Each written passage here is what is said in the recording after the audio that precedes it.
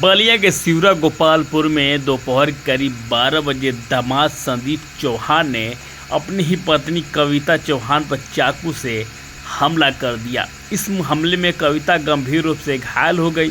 घटना भेमपुरा थाना क्षेत्र का है। बेटी की चीख पुकार सुनकर पहुंची मां चंपा देवी ने किसी तरह आरोपी दामाद से कविता को छुड़ाया। शोर सुनकर ग्रामीण मौके पर जमा हो गए और सूचना मिलने पर डायल 112 पुलिस संदीप चौहान को हिरासत में लेकर थाना पुलिस को सौंप दिया।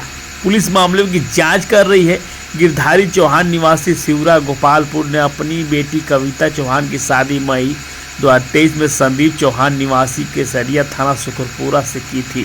शादी के बाद संदीप अपनी पत्नी के साथ मारपीट करता था, जिसे लेकर पहले भी समझौता हो चुका था।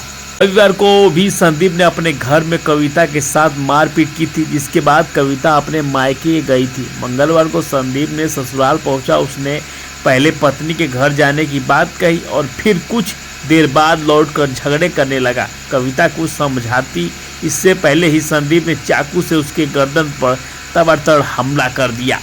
चाकू की वार से कविता चौहान गर्दन और हाथ की उंगली चोटिल हो गई। बताया जा रहा है कि आरोपी दामाद नशे की आदी है।